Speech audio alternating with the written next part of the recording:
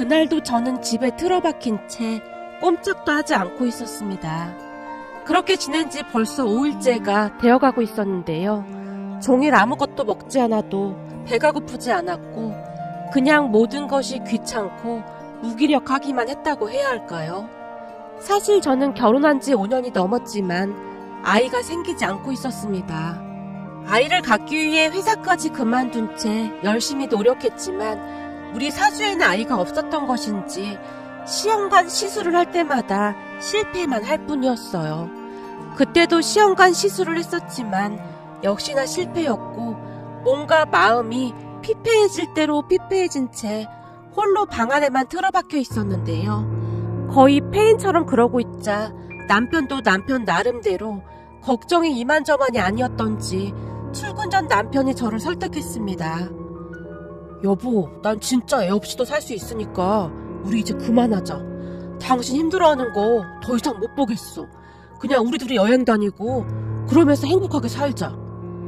당신이 아이를 얼마나 좋아하는지 뻔히 아는데 어떻게 그래? 아니야, 난 우리 둘만 잘 살면 그걸로 돼. 솔직히 애 낳아봐야 키우느라 엄청 힘들기밖에 더 하겠어? 그러니까 우리 이제부터 시험관 시술 그거 그만하자. 알았지? 남편이 저를 꼭 안아주며 위로한 뒤 출근을 했는데요. 그때는 워낙 예민해질 대로 예민해져 있었기에 남편이 하는 모든 말을 곡해해서 듣곤 했습니다. 남편이 출근을 한 뒤 방에 틀어박힌 채 멍에 누워만 있었는데요. 잠시 후 초인종이 울렸습니다. 몸을 일으키기 힘들 정도로 지쳐 있었기에 초인종 소리를 애써 못 들은 척 했어요. 하지만 초인종은 계속해서 울려댔고 제가 간신히 몸을 일으키며 양미간을 잔뜩 찌푸린 채 현관으로 나갔는데요. 지영아, 지영아. 시어머님이 제 이름을 부르고 있었습니다. 평소 시어머님이 잘해주시긴 했지만 만사가 귀찮았던 저는 괜시레 짜증부터 나기 시작했기에 억지로 문을 열었는데요. 지영아, 너 밥은 먹은 거니? 아니요, 입맛이 없어서요. 내가 그럴 줄 알고 이거 사왔다. 어머님, 죄송한데 지금 제가 뭘 먹고 그럴 상태가 아니라서요. 정말 죄송합니다. 순간 만감이 교차하면서 눈물이 쏟아졌는데요. 그 누구보다도 제가 얼마나 힘든지 잘 아실 텐데 왜 찾아와서 귀찮게 하는 거지? 라는 생각이 들면서 서럽기만 했거든요. 너 힘든 거 잘 안다. 근데 종일 그러고 있으면 더 우울해지는 거야. 차 봐라. 집안이 이렇게 어두컴컴한데 기분이 나아지겠니? 그러지 말고 우리 같이 소주에 닭발이나 먹자. 너 닭발 엄청 좋아하잖니? 이거 네가 좋아한다던 그 땡땡 식당에서 사온 그 닭발이다. 빈속에 먹으면 안 좋으니까 우선 이 주먹밥부터 먹고 먹자꾸나. 내가 어제 성훈이한테 물어봐서 거기까지 직접 가서 포장해왔어. 이거 한 입만 먹으면 바로 입맛이 돌아올 거야. 얼른 앉아봐. 제가 계속 툴툴거리고 있었지만 상관조차 하지 않은 채 시어머님이 저를 억지로 식탁 의자에 앉혔어요. 그리고는 닭발을 접시에 담고는 주방 서랍장에서 소주잔을 꺼내서 제게 소주를 따라주셨어요. 생각해보니 그동안 아이를 갖는다고 소주와 닭발 같은 그런 음식을 먹은 지가 언제였는지조차 기억이 나지 않았어요. 자, 우선은 밥부터 먹고 닭발 한 입 먹어봐라. 그렇게 저는 밥을 먹은 뒤 억지로 닭발을 입에 넣었는데요. 매콤한 맛이 입안 가득 퍼지면서 순간 정신이 번쩍 들었습니다. 맵지? 자, 이럴 땐 이 소주 한 잔 들이켜야 한다. 원샷이다. 알겠냐? 시어머님이 다시 활짝 웃고 있었어요. 소주가 한 잔, 두 잔 들어가면서 조금씩 긴장이 풀리기 시작했는데요. 긴장이라고 하기보다는 압박감이라는 말이 더 어울릴 것 같네요. 암튼 취기가 오르면서 기분이 이상해지는 그런 느낌이었습니다.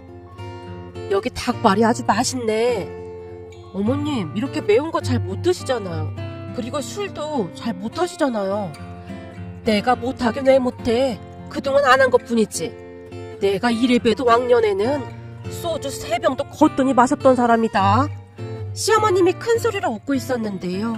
시어머님의 말이 거짓말인 걸 너무나도 잘 알고 있었지만 그냥 모른 척 해드렸습니다. 그렇게 시어머님과 저는 한동안 닭발에 소주를 마셨는데요. 시간이 지나면 지날수록 시어머님의 얼굴이 새빨간 홍당무가 되어 있었어요. 그 모습에 어찌나 웃음이 나오던지 저도 모르게 크 하고 웃고 말았는데요. 근데 갑자기 왜 웃는 거냐? 지금 어머님 얼굴이 완전 홍당무 같아요. 진짜 괜찮으신 거예요? 저 지금 기운이 없어서 어머님 쓰러지시면 못 얻는단 말이에요. 걱정 마라. 절대 안 쓰러지니까. 그런 의미에서 우리 원샷 하자. 시어머님과 제가 잔을 부딪히며 원샷을 했습니다. 우리 시어머님은 배려심도 많고 인자하신 그런 분이십니다. 그랬기에 결혼 후 5년 동안 아이가 생기지 않았지만 제게 단 한마디도 하지 않는 그런 분이셨거든요. 다만 항상 같은 말만 되풀이 하셨는데요. 지영아, 자식도 말이다. 내가 있어야 존재하는 거다. 그러니까 네가 먼저 행복해야 한다 그 말이야. 너무 그렇게 애쓰지 말고 마음 편하게 먹자. 정 안 생기면 둘만 살아도 되는 거 아니겠니? 라는 말씀을 하시곤 했거든요. 그런데 그날은 시어머님이 제게 뜻밖의 이야기를 꺼내셨어요. 지영아, 그동안 니들한테 굳이 말할 필요가 없어서 내가 말은 안 했는데 우리 어머니, 그러니까 니들 외할머니 말이다. 외할머님이 왜요? 사실 말이야, 우리 어머니가 내 친어머니가 아니란다. 시어머님이 애써 아무렇지도 않은 듯 말을 이어가셨는데요. 내 생모는 내가 어릴 때 집을 나갔었다. 아버지 말로는 사치도 심하고 남자도 좋아하고 아무튼 꽤 복잡한 그런 사람이었다고 하더구나. 그럼 낳아주신 어머님하고는 연락이 끊긴 거예요? 끊기고 뭐고 할 것도 없었지. 그 뒤로는 죽었는지 살았는지 아는 사람이 아무도 없었거든. 항상 밝기만 하던 시어머님에게 그런 아픔이 있었는지는 꿈에도 모르고 있었는데요. 시어머님 말로는 그 사실을 시아버님만이 알고 있다고 했습니다. 그러니까 남편과 도련님조차도 모르고 있었다고 하네요. 근데 내가 지금에 와서 왜 이런 이야기를 하는지 궁금하지? 네, 근데 외할머님이랑 어머님이랑 사이가 워낙 좋으셔서 새어머님이실 거라고는 꿈에도 생각해 본 적이 없어요. 내가 하고 싶은 얘기가 바로 그거다. 우리 어머니는 생모와는 전혀 다른 그런 사람이었거든. 피 한 방울도 안 섞인 나를 참 애지중지 키워주셨단다. 그때는 주변에서 새엄마가 잘 키울 수 있을까 하고 의심의 눈초리로 보기도 했었는데 우리 어머니는 정말 다정하시고 따뜻한 분이셨어. 네, 저도 그건 잘 알고 있어요. 외할머님 정말 좋은 분이세요. 그래 맞다. 그때 자식도 안 낳고 나 하나만 보면서 사셨잖니. 지금 생각해봐도 어떻게 그럴 수가 있는 것인지 참 이해가 안 되기도 하는데 말이다. 언젠가 한 번은 내가 어머니한테 물어본 적이 있어. 엄마, 내가 친자식도 아닌데 어떻게 나를 친자식처럼 키운 거야? 난 엄마랑 살면서 엄마가 내 친엄마가 아니라는 생각을 해본 적이 없어. 엄마가 그만큼 나를 사랑해주고 있다는 게 느껴졌거든. 라고 말이야. 그랬더니 우리 어머니가 빙그레 웃으시더니 내게 그러더구나. 꼭 낳아야만 자식인 건 아닌 거야. 내가 직접 품 안에 안아서 재우고 밥해서 먹이고 같이 웃고 울고 그렇게 살다 보면 그냥 내 자식인 거지. 자식이 뭐 별거 있는 줄 알아? 라고 하시더구나. 시어머님이 저를 뚫어져라 바라보며 미소 짓고 계셨어요. 내가 그걸 들으며 느낀 건데 자식은 꼭 낳아야만 자식이 아닌 거다. 우리 어머니랑 나처럼 그런 엄마와 딸 같은 인연도 있다 그 말이야. 내 말 뜻 알겠니? 네, 어머님. 너 내가 왜 이런 말 하는지 궁금하지? 네, 저기 말이다. 난 네가 앞으로도 행복했으면 좋겠다. 그 정도 했으면 너도 많이 노력한 거야. 그러니까 이제부터는 마음을 좀 편히 가졌으면 좋겠구나. 이 사람의 인연이라는 게 참 복잡하기도 하고 신기하기도 하잖니. 그래서 내가 곰곰이 생각해봤는데 기분 나쁘게 생각하지는 말고 이건 그냥 내 생각일 뿐이다. 정 아이를 갖고 싶으면 입양을 생각해보는 것도 괜찮을 것 같은데 말이다. 입양이요? 놀란 제가 눈을 동그랗게 뜨고는 시어머님을 바라봤어요. 그래, 입양. 생각해봐라. 니들은 애가 있으면 하는 거고 보육원에 있는 아이들은 부모가 있었으면 하는 거잖니. 둘 다 아주 간절히 바라는 거 아니겠냐. 그럼 입양도 괜찮지 않을까 싶다 그 말이야. 내가 일전에 성훈이한테도 한번 물어본 적이 있었는데 성훈이는 입양에 아주 긍정적이더구나. 다만 네가 너무 힘들어하니까 말을 못 꺼내고 있는 거고 말이야. 그치만 입양이 절대 쉬운 일이 아니잖아요. 과연 제가 잘 할 수 있을까 걱정이 돼요. 네가 그럴 그릇이 아니라면 내가 애초에 말도 안 꺼냈겠지. 네 심성이 바른 거 잘 알고 있으니 말을 꺼낸 거란다. 넌 좋은 엄마가 될 수 있을 거야. 우리 친정어머니보다 더 좋은 엄마 말이다. 물론 그렇다고 해서 너한테 막 강요를 하거나 그러는 건 아니다. 다만 긍정적으로 한번 생각해보라 그 말이야. 네, 알겠어요 어머님. 저기 어머님, 근데 그이가 장남인데 어머님 아버님은 괜찮으시겠어요? 그게 무슨 상관이야. 지금이 조선시대도 아니고 니들만 행복하면 그걸로 된 거다. 알겠니? 네, 알겠습니다. 한번 진지하게 생각해 볼게요. 라며 제가 고개를 끄덕이고 있었습니다. 그런 저를 보던 시어머님이 한마디를 더 하셨는데요. 저기 안사돈이 이런 말은 절대 하지 말라고 했는데 말이다. 안사돈이라고 하면 우리 친정엄마요? 그래, 안사돈 말이다. 어제 그저께 안사돈을 밖에서 따로 만났는데 말이다. 너 시험관 시술이 이번에도 잘 안 됐다는 얘기를 들었다면서 나를 잡고 통곡을 하지 않았겠냐? 엄마가요? 그래, 안사돈이 나를 붙잡고 몇 번이나 미안하다고 하던지 안타까워서 나까지 눈물이 나더구나. 아니 엄마가 왜? 왜긴 왜겠어. 네가 시험관 시술만 하고 오면 이러고 집안에 틀어박혀 버리니 안사돈 심정이 어떻겠니? 라며 시어머님이 엄마와 만난 이야기를 해줬어요. 시어머님 말에 따르면 시어머님을 보자마자 엄마가 눈물을 뚝뚝 흘렸다는데요. 사돈, 큰아들 결혼한 지 한참 돼서 손주를 많이 기다리실 텐데 저희가 면목이 없습니다. 그게 왜 사돈 잘못입니까? 아무래도 우리 딸이 몸이 약하다 보니 그런 게 아닌가 싶어서요. 무슨 그런 말씀을 하세요. 의사 말이 둘 다 큰 문제는 없다고 하지 않습니까?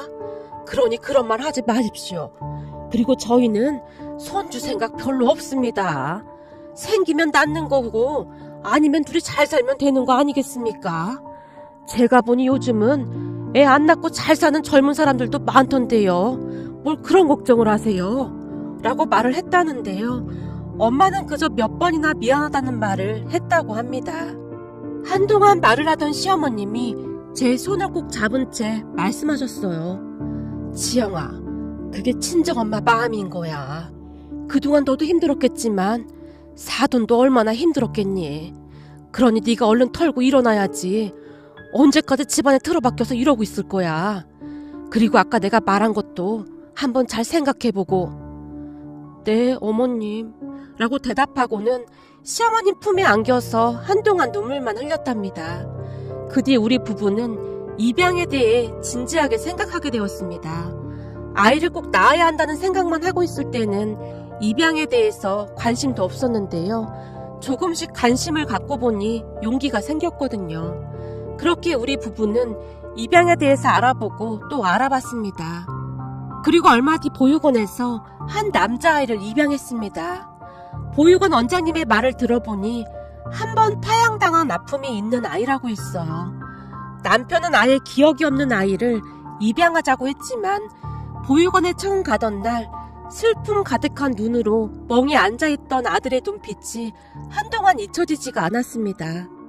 거기다 원장님 말로는 한 번 파양당한 아이들은 다시 입양되기가 어렵다는 말을 했었기에 더욱 안쓰러운 마음이 들어 입양을 결정하게 되었습니다. 그렇게 우리에게도 아들이 생겼습니다. 시부모님뿐만 아니라 친정 부모님도 정말 좋아하셨는데요. 무엇보다도 아들이 온 뒤 제 얼굴이 전혀 다른 사람처럼 변해갔어요. 물론 처음에는 아들과 우리 부부의 사이가 잘 좁혀지지 않았지만 시간이 가면 갈수록 아들도 우리를 믿고 의지하기 시작했어요. 그 모습이 어찌나 예쁘던지 우리 부부는 아들이 잠자는 모습을 1시간이 넘도록 바라본 적도 있었답니다. 시어머니 말씀이 맞더라고요. 아들을 직접 키우다 보니 입양을 했다는 사실조차 잊은 채 아들은 그냥 우리 부부의 자식일 뿐이었어요. 그래서 키운 정이 무섭다고 하는구나 라며 다시 한번 깨닫기도 했고요. 그 뒤 우리 가족은 더할 나위 없이 행복한 시간을 보내고 있었습니다.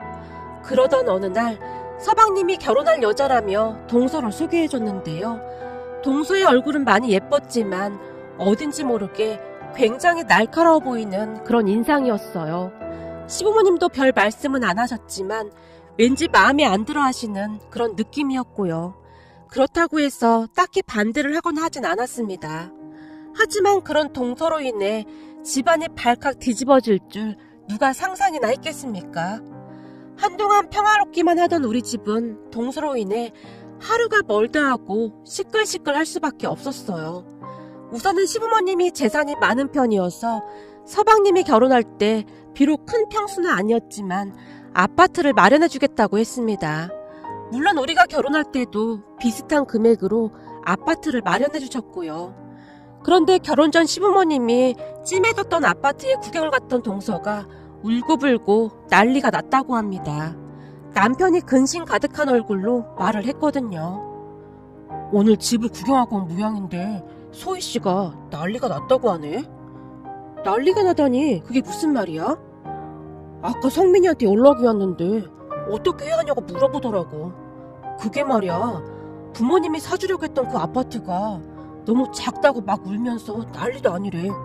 자기가 이런 대접밖에 못 받고 결혼해야 하냐고 그런다네. 뭐? 이런 대접? 그건 너무 심한 거 아닌가?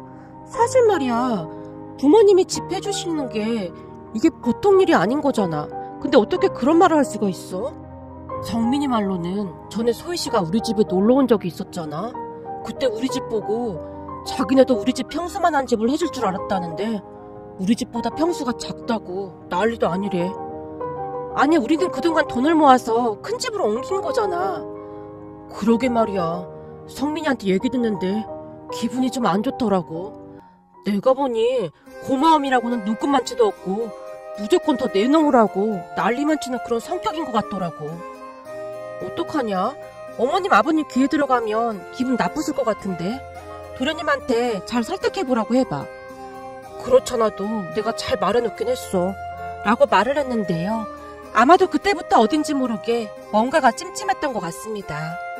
거기다 상견례도 하지 않은 상황에서 집부터 보러 다녔다는 것도 내내 마음에 걸렸거든요. 하지만 한동안 잠잠해진 듯 했기에 우리는 그저 모른 척하고 말았는데요. 얼마 뒤 상견례 때 다시 한번 일이 벌어지고 말았습니다. 우리는 상견례 때 방해라도 될까 싶어 우리 아들을 친정 부모님께 맡기고 상견례에 나갔어요. 상견례라는 자리가 어려운 자리임에 틀림이 없으니까요. 우선 처음에는 이런저런 대화를 하면서 큰 문제가 없었는데요. 음식을 먹으면서 예비 사돈 어르신들이 약주를 조금 과하게 드시는 듯 했습니다. 그 모습에 상견례 자리에서 저렇게 약주를 마셔도 되는 건가? 하는 생각이 들었을 정도였는데요.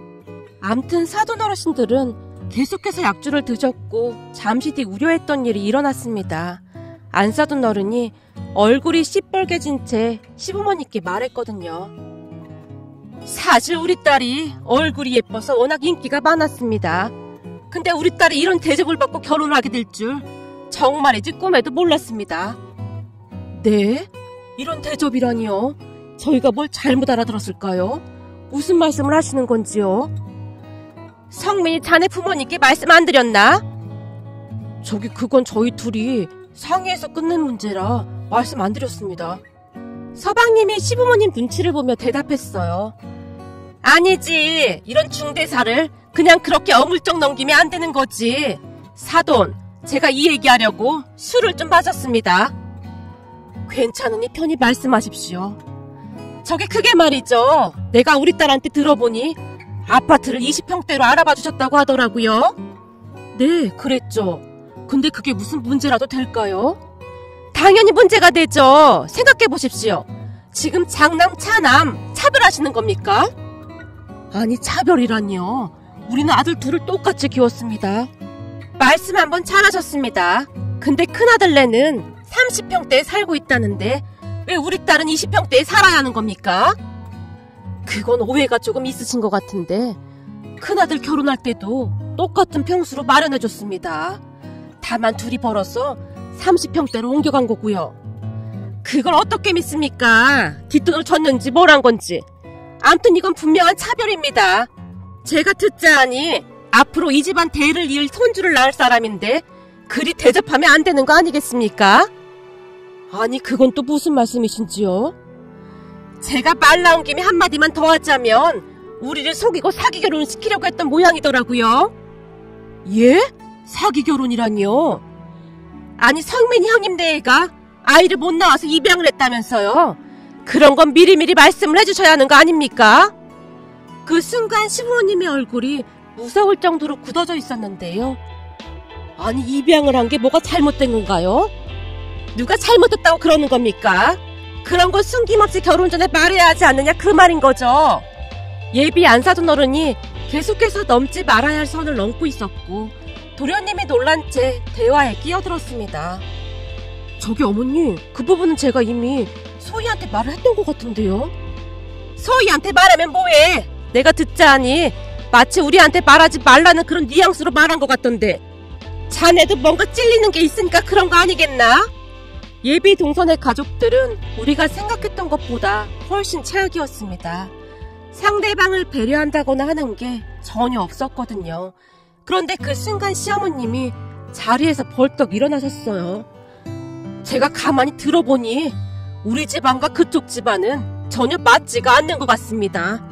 결혼 이야기는 없던 일로 하시죠. 그리고 말입니다. 우리 귀한 손자를 함부로 입에 올리지 마시죠. 우리에게는 눈에 넣어도 아프지 않은 아주 귀하디 귀한 손자입니다. 라고 말씀하셨는데요. 예비동서 가족들의 얼굴이 사색이 된 채 어버버하고 있었어요. 그리고 시어머님이 도련님을 바라보며 단호하게 한마디를 더 하셨어요. 성민이 네가 결혼을 한다고 하면 우리도 말리진 않으마. 하지만 앞으로 우리랑은 연 끊고 살아야 할 거다. 그러니 네 마음대로 하거라. 우린 그만 갑시다. 라며 시부모님이 자리를 박차고 일어나 나가셨고 눈치만 보고 있던 우리도 뒤를 따라 나갔습니다. 그 순간 시어머님의 모습에 눈물이 날 정도였는데요. 밖으로 나온 시어머님이 저를 안아주셨어요.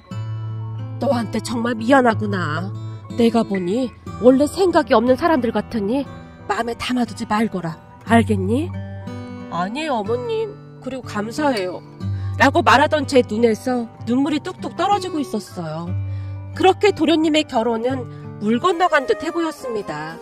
그런데 얼마 뒤 더욱 충격적인 일이 일어났습니다. 한 이틀 정도가 지난 어느 날 예비동서가 부모님과 함께 시댁으로 찾아왔다고 하네요. 그리고는 손이 발휘되도록 빌었다는데요. 세상에나 예비동서가 이미 임신을 한 상태라며 파혼은 절대 안 된다고 빌고 또 빌었다고 합니다. 그 바람에 시부모님이 뒷목을 잡은 건 말할 것도 없었고요. 어느 날 시어머님이 제게 전화를 했습니다. 이미 임신을 했다고 하는데 파혼을 시킬 수도 없고 참 기가 막히는구나. 어머님 그래도 어쩌겠어요. 그렇게 빌어댔다는 건 뭔가 깨달은 게 있다는 거 아니겠어요? 개불 깨닫긴 뭘 깨달았겠냐. 난 안 봐도 그냥 훤하다. 앞으로 부딪힐 일이 한두 가지가 아닐 거다. 내가 누굴 탓하겠니? 아들 자식 잘못 키운 내 잘못이지. 전화를 끊기 전 시어머님이 땅이 꺼져라 한숨을 내쉬었어요. 결국 도련님은 다시 결혼 준비를 하기 시작했는데요. 나중에 보니 동서는 모아놓은 돈도 얼마 없었어요. 그러면서 집에 대해 그토록 난리를 친 부분이 더욱 이해가 되지 않았습니다. 하지만 이미 임신을 했다고 하니 더 이상 어찌할 수도 없었고 그냥 몸만 오는 조건으로 결혼식을 올렸습니다. 결혼한 후에도 동서는 참 대단하기만 했는데요. 혹여나 저를 만나기라도 하는 날이면 제가 묻지도 않은 이야기들을 하곤 했어요. 뱃속에 아이가 혼수인데 따로 혼수를 해올 필요가 있나요? 형님도 알다시피 요즘 애 갖는 게 보통 힘든 일이 아니잖아요? 라고 말이죠. 그렇듯 동서는 시댁 가족들 앞에서는 안 그런 척하면서 저와 둘만 있을 때는 전혀 다른 사람이 되곤 했습니다. 거기다 우리 아들을 바라보는 눈빛도 마음에 안 들었는데요. 어느 날은 팔짱까지 낀 채 제게 물었어요. 형님, 제가 궁금해서 그러는데요. 왜 아들로 입양했어요? 그리고 기억이 없는 애를 입양하는 게 더 낫지 않나요?